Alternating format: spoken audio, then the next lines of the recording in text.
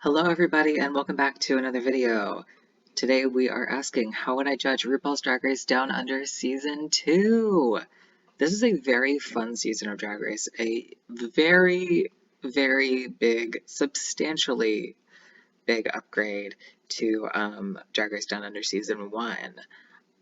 But yeah, the season's super fun. The finale came out literally earlier today, so the turnaround in this is surprisingly very quick. But yeah, let's just get straight into it. Some rules to remember are the season has to be as long as Drag Race Down Under Season 2 originally was, which is 8 episodes.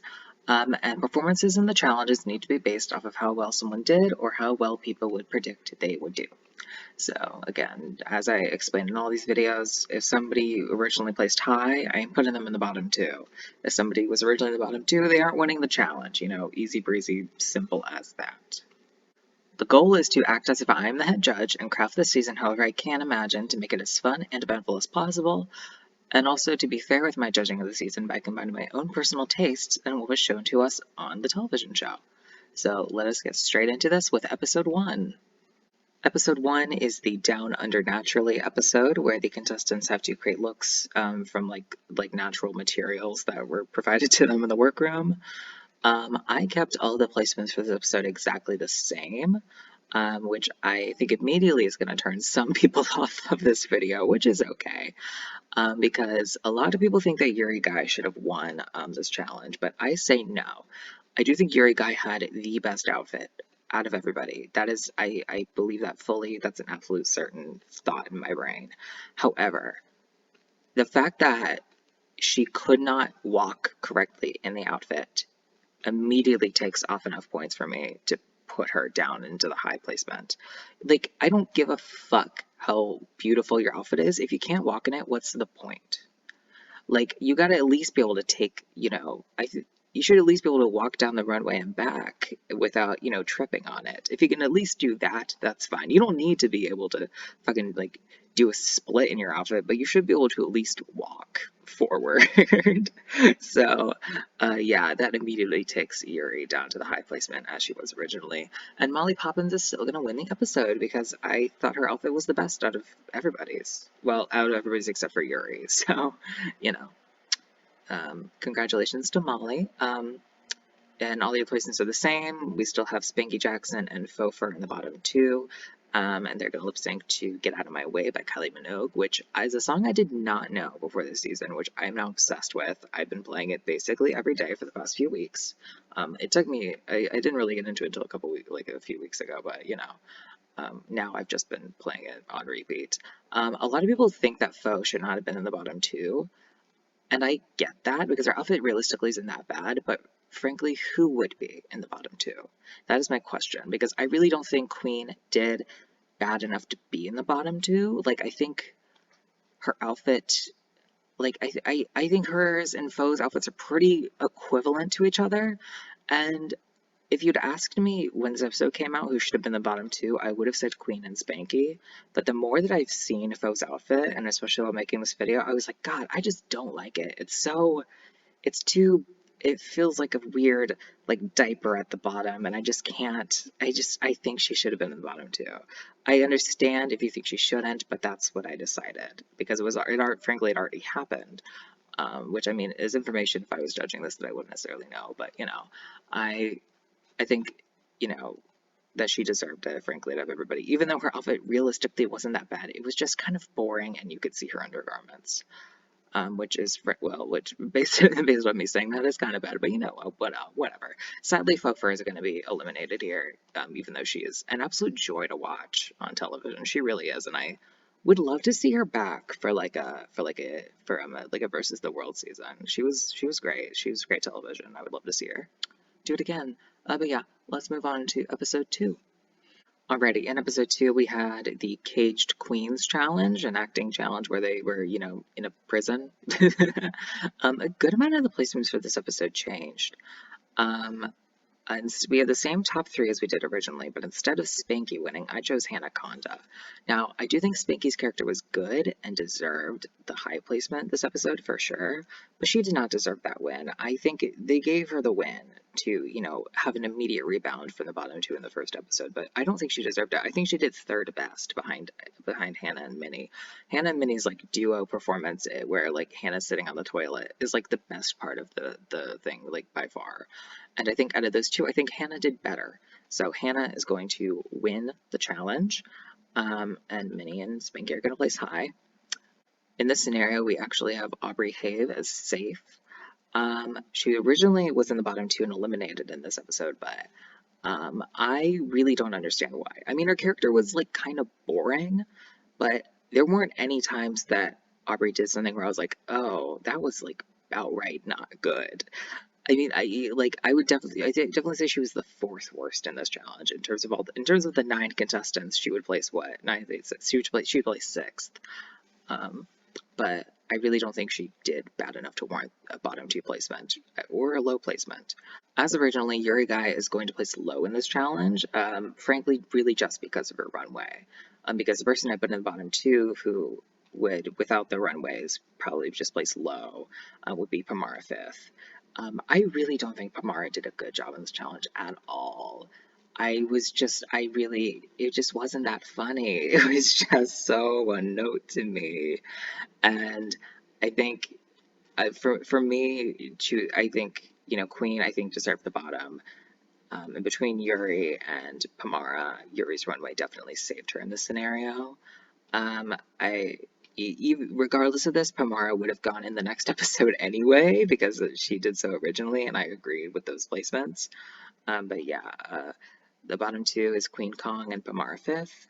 And they're going to be lip syncing to I Touch Myself by the Divinals, which is also an iconic song that I've been bumping to for a long, long time. But yeah, Queen is going to win this lip sync, and Pamara is going to be sent home. So let us move on to episode 3. Alrighty, episode 3. Now, this challenge was done in pairs, and originally Pamara was paired with Beverly, but in this scenario we have Aubrey Have instead of Pamara. So I ended up putting Aubrey with Beverly. And I do think out of all the scenarios, that is one of the most likely ones to happen, is that Aubrey and Beverly get paired up together, because they were kind of, you know, they're kind of kikied with each other, you know, you can see in the first episode and stuff. So I do think that, I think it was Molly Poppins who paired people in this episode. I do think there's a pretty decent chance that she would have just paired them together because they're already friends, and she probably also thought that they wouldn't do that great, and I don't think they would do great either, because while they do, I do think definitely have a better rapport, like naturally, than Beverly and Pamara did.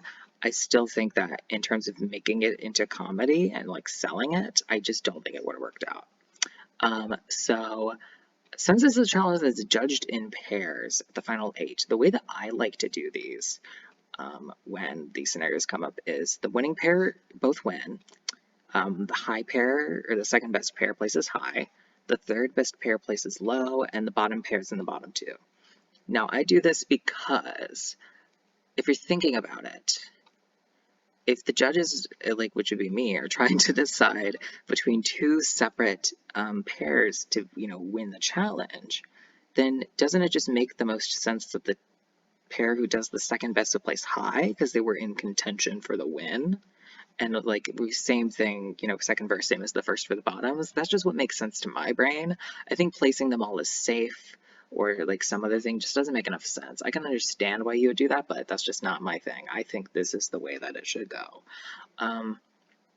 So yeah, the placements are all exactly the same, except Pamara is switched out for Aubrey Have. The bottom 2 are Beverly Kills and Aubrey Have, and they're going to be lip syncing to Starstruck by Kylie Minogue, well, by Years and Years featuring Kylie Minogue. Our second Kylie Minogue lip sync already of the season, and we still have one more to go. They really just, I don't think we've heard enough Kylie Minogue on Drag Race Down Under.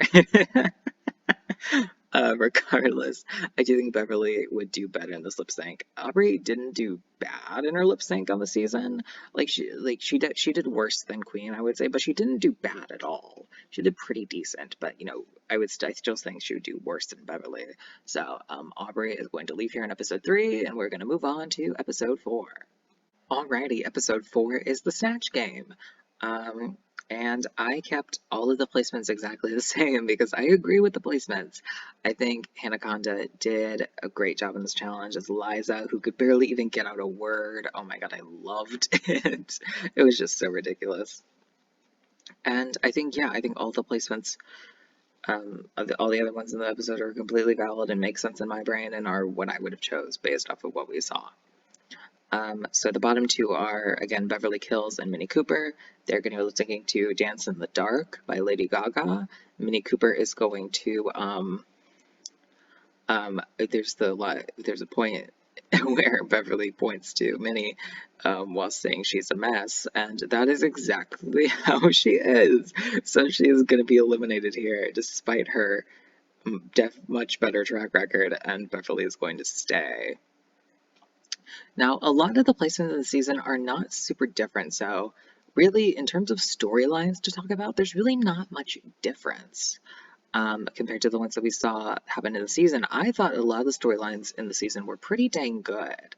I thought it was, it was very interesting. We kind of have the first half of the season where we kind of have this I'd say pseudo villain in Minnie Cooper. Like she definitely wasn't fully a villain because she did have moments where she, in the first episode where she's talking with Spanky about, being called, you continuously called old and stuff like that. Where we definitely get sympathy for her, but I mean she does kind of pick fights. Well, not pick fights. Pick fights is too harsh, but she gets into little squabbles with a lot of different people. So we kind of have that, and then the pseudo kind of villain role transitions to Beverly Kills throughout the second half of the season. Um, I say second half, but it's literally like 2 episodes, but you know what I mean. Um, and then, yeah, I again, talking about the storylines, which again would end up being pretty similar. I thought a lot of the stuff that they showed this season was great. In terms of the storylines. There was, I've mentioned this in another video of mine, but the kind of storyline between Beverly and Queen Kong, they're like tensions, and I believe it was the final 6 episode that we're going to be talking about next. A lot of their tensions there, which carried over into the final 5 episode, just didn't make a lot of sense to me. It just kind of seemed like I'm probably missing something, but it just kind of seemed like they were both kind of tired and annoyed for whatever reason, and then just kind of ended up taking that on each other, and then just snowballed.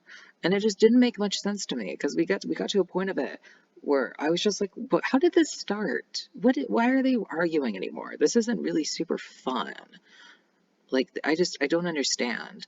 But thankfully, that was really the only time during the season where I was like, "This is just not fun to watch." Um, all of the rest of the season was decent or or like decent to very fun to watch, but whatever. That's how I feel about it. But yeah, Minnie Cooper's going home. Moving on to episode 5. Since we have the same contestants here in episode 5, it means the groups are going to be exactly the same for the girl groups challenge. It is called Bosom Buddies. I forgot for a second what it was called. Instead of giving a 3-way win to the winning group, I decided to just solely give the win to Queen Kong. Now, I did this because, as established in the previous Drag Race Down Under season, in the Girl Groups Challenge, there was no like winning group and a losing group. They just didn't do that. So I thought, it doesn't really make sense to give everybody these wins. I did decide to keep, there is still technically a winning group and a losing group in this scenario. Like everybody in the winning group is at least high, even if like if you think, even if I don't know, I actually don't know how I think, but even if like Beverly did better than Hannah, they still placed high. But I just think this makes the most sense for this because I really don't like giving 3 people a win when there are 6 people left. It just doesn't make sense to me. I really think that only I really think that only single wins and double wins really make sense. If you have 9 people and you're splitting them into teams of 3, you want to give the winning team all 3 a win, sure, I can accept that. But that's really the farthest I personally am willing to go to give out wins. So for this scenario, I just decided to give one of them the win, and that was Queen Kong. And I think that also like kind of highlights, Queen's journey a bit more, because her first win in this scenario is a solo win instead of originally it was a triple win. And the triple win, she kind of gets like she doesn't get like smoke screened is not the word I'm looking for, but she gets to be highlighted more when she gets a single win for herself here, and that she's a fierce performer, and that she can rap and she can learn choreography, and that she's just like an overall great drag queen. So yeah, that's how I feel about that. The losing group is exactly the same. Again, Molly Poppins and Yuri Guy are going to be lip syncing to Chains by Tina Arena.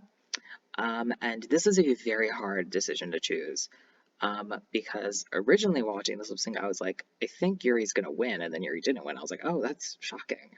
And a lot of people think Yuri should have won this, but rewatching it again, I think I would have chose Molly, even though Yuri definitely had a better track record at this point, and in the original season, and even better in this scenario. I do think Molly did better. So I decided to keep Molly over Yuri. I know all the Yuri stands are going to be pissed at me because in the two situations I could have favored Yuri. I decided not to, but that's just how I think is the most fair way to do it, just looking at it. I'm sorry. Please forgive me. So, yeah, let's move on to episode 6. Alrighty, episode 6's challenge was to create ads to have people visit these queens like hometowns or like cities that they live in. And the placements are pretty similar. I did decide to switch Hannah and Spanky's placements to give Spanky the win here. I just genuinely preferred Spanky's commercial. Hannah's was a bit like it was slightly too convoluted, which I think is kind of a weird weird phrasing to choose because especially Spanky's was also kind of convoluted, but like I just found it funnier. I don't think Hannah did bad at all. I do think she genuinely did second best, but I decided to switch their placements. So yeah, this is I was it's interesting. I switched placements earlier to give it to Hannah, and I was switching it back to give it to Spanky because I genuinely think that's how I should have gone. I feel like it was kind of weird that that the other way is the way it went originally, but whatever. Um, but yeah, Molly Poppins is still safe. Queen Kong and Beverly Hills are going to be the bottom two, lip syncing to The Beginning by RuPaul. The Beginning is a very underrated RuPaul song, I gotta say. It slaps when you're in the mood for it, I gotta tell ya. And also, this lip sync was a fucking hot mess, and I loved every single second of it. It was ridiculous. I was watching it, and I was like, I don't want this to end. I just want to watch these two do weird fucking tricks over this more mid-tempo song. Well, actually, it's not really mid-tempo. There are mid-tempo parts, but whatever. I'll shut up about that. But yeah, I just want to watch these queens do fucking tricks on a very confined space together. So yeah, Queen is gonna win as she did originally, and Beverly's gonna be sent home, and we're gonna move to episode 7. Episode 7 is the Makeover Challenge, and I kept all the placements the same. So, yeah, I pretty much agree with the way that this went originally. I do think there wasn't enough critique on Queen's partner's runway walk, because her runway walk it wasn't good at all. And also, I don't think there was enough critique on Spanky's outfits. I thought her outfits were not great. But regardless of those things, I just feel like they praised them kind of weirdly. It just didn't make enough sense in my brain. But yeah, regardless of that, I still think they did better than Hannah and Molly. Neither of which did bad, I gotta say. They all did every single queen did decent. But I don't understand why the praise was so high for Queen and Spanky, frankly. But maybe that's just probably my opinion on it. But yeah, what are their names? Hanaconda. I was about to call her Beverly Hills. I don't know why. She does not look like her in the slightest. Beverly Hills and Molly Poppins. It's probably because Beverly Hills was in the bottom 3 times. I'm just expecting to say her name for the bottom 2. Hanaconda and Molly Poppins are going to lip sync to Heartbreak in the City by Steps and Michelle Visage. I am obsessed with this song, actually. This is the song I I was listening to this song when I fell down and broke no, I was gonna say broke my knee. That's not correct. When I dislocated my kneecap. This was the song I was listening to because it's a banger and I listen to it all the time.